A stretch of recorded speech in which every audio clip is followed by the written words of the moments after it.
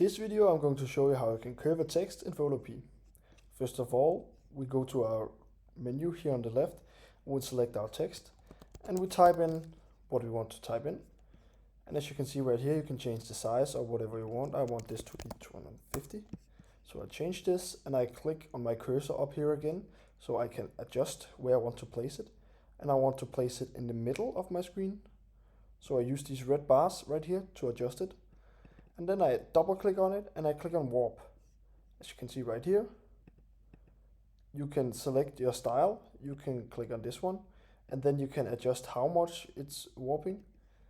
You can select the where it bends the upper part of the text. You can curve it like you want. And that's how you curve a text in Photopea.